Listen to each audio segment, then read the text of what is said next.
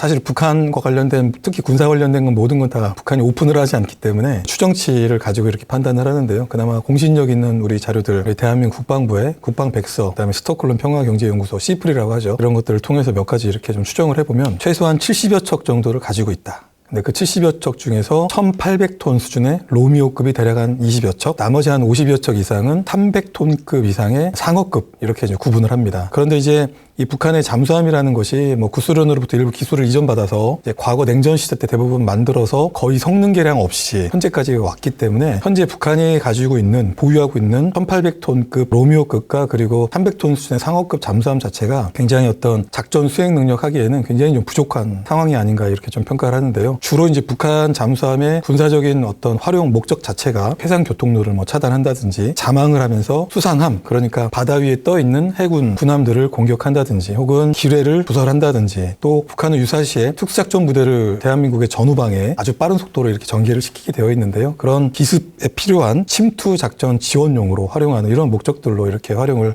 하고 있는데, 그러기에는 또 대한민국 해군의 능력이 일취월장 이렇게 발전을 하고 있기 때문에 기존 잠수함이 비록 70여 척을 북한이 갖고 있다 하더라도 작전적 그 이상의 목적 달성하기엔, 군사 목표 달성하기엔 굉장히 노후화된 상태다 이렇게 좀 저는 판단하고 있고요. 그래서 보게 되면 최근에 김군옥함이라고, 이것도 사실은 로미오급을 1,800톤급을 3,000톤급으로 거의 몇 배예요. 2배 조금 안 되게 확장시켜서 성능 개량을 했고요. 거기다가 SLBM이라고 하는 잠수함 탄도탄 미사일을 발사할 수 있도록 그 발사대를 이렇게 선체 위에다가, 잠수함 위에다가 탑재를 했는데 굉장히 기형적입니다. 그래서 사실은 잠수함이 기동하면서 어떤 SLBM을 발사할 수 있는 그런 능력을 보여준 게 아니고 지금은 그냥 진수식 정도만 한 겁니다. 그러니까 전력화를 위한 시험 발사가 최종적으로 끝난 것이 아니기 때문에 기존에 가지고 있는 로미오급을 3,000톤급으로 성능 개량 확장했다, 거기에 뜬금없이 SLBM까지 탑재를 했다, 아직은 검증되지 않았기 때문에 아직 북한의 이런 뭐 전반적인 잠수함 능력은 현재로서는 과거와 크게 다르지 않고 굉장히 노후화되어 있다라고 볼 수 있는 여지가 충분하지만, 러시아와 혈맹 관계를 통해서 앞으로 첨단 기술을 받아가고 지금도 최근에 5,000톤급 대형 잠수함을 건조하는 모습을 일부 좀 의도적으로 보이고 있잖아요. 그런 것들이 러시아의 손을 많이 타게 된다면 앞으로 5,000톤급 이상의 대형 잠수함, 나아가서 한국도 추진을 할 걸로 예상이 되는 핵 추진 잠수함, 거기에 SLBM 잠수함 탄도미사일, 나아가서 전술핵까지 탑재시킬 가능성도 충분히 열려있기 때문에 북한의 어떤 잠수함 능력도 충분한